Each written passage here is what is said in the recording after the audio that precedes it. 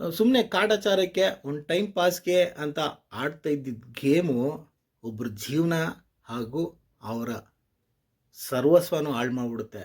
ಅದೇ ಈಗ ಆಗ್ತಾ ಇರೋದು ಆನ್ಲೈನ್ ಗೇಮಿಂಗ್ಗಳಲ್ಲಿ.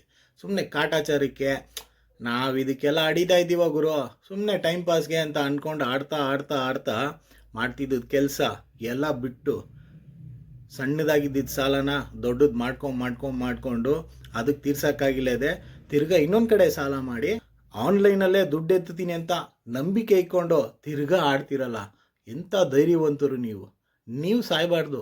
ಆ್ಯಕ್ಚುಲಿ ನೀವು ಸಾಯ್ತಾ ಇರೋದು ತಪ್ಪು. ನಿಮಗೆ ಸಾಲ ಕೊಟ್ರಲ್ಲ ಅವ್ರು ಸಾಯ್ಬೇಕು. ಅವ್ರಿಗೆ ಹೇಳ್ಬೇಕು, ಏಯ್ ಆನ್ಲೈನಲ್ಲಿ ಸೋತೋದೆ ಕಣ, ಕೊಡೋಕ್ಕಾಗಲ್ಲ ಅಂತ. ಯಾಕಂದರೆ ಅವರು ನಿಮಗೆ ಕಮ್ಮಿ ಬಡ್ಡಿಗೆ ದುಡ್ಡು ಕೊಟ್ಟಿರ್ತಾರೆ, ಹೈ ಇಂಟ್ರೆಸ್ಟು.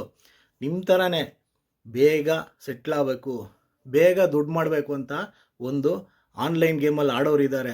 ಅದೇ ಥರನೇ ಬೇಗ ದುಡ್ಡು ಮಾಡಬೇಕು, ಬೇಗ ಸೆಟ್ಲ್ ಆಗಬೇಕು ಅಂತ ಹೈ ರೇಟ್ಗೆ ಬಡ್ಡಿ ಕೊಡೋರು ಇದ್ದಾರೆ.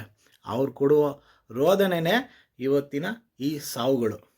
ನೀವು ಆನ್ಲೈನಲ್ಲಿ ಆಡೋರು, ನೀವು ಯಾಕ್ರಿ ಎದುರ್ಕೊತೀರಾ? ನೀವು ಧೈರ್ಯವಂತರು.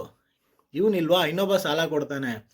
ನಮ್ಮಂಥವ್ರಿಗೆಲ್ಲ ಅಂದರೆ ನಾವು ಆಡ್ತೀವಲ್ಲ ಆನ್ಲೈನು, ನಮ್ಮಂಥವ್ರಿಗೆಲ್ಲ ಸಾಲ ಕೊಡುವಾಗ ಅವ್ರು ಯೋಚನೆ ಮಾಡಬೇಕು. ಒಂದು ಡಾಕ್ಯುಮೆಂಟ್ ಇಲ್ಲದೆ, ಒಂದು ಇದಿಲ್ಲದೆ ಹೈ ಪ್ರೊಫೈಲಾಗಿ, ಹೈ ಇಂಟ್ರೆಸ್ಟಾಗಿ, ಹೈ ಅಮೌಂಟು ಯಾವ ರೀತಿ ಕೊಡ್ತಾ ಇದ್ದಾರೆ ನನಗೆ ಅರ್ಥ ಆಗ್ತಾಯಿಲ್ಲ. ಇದಕ್ಕೆ ಒಬ್ಬ ಜಾಮೀನ್ದಾರ ಒಬ್ಬ ಬೇರೆ ಬರ್ತಾನೆ ಅವನು ಕಾಮಿಡಿ ಪೀಸು. ಅವನೊಬ್ಬ ಇದಕ್ಕೊಬ್ಬ ಜಾಮೀನು, ನಾನು ಇದನ್ನು ಕೊಡುಗರು, ಅವ್ನು ಗೆದ್ಬಿಟ್ಟು ನಿನಗೆ ಕೊಡ್ತಾನೆ ಅಂತ ಒಂದು ಧೈರ್ಯ ಬೇರೆ ಕೊಡ್ತಾನೆ.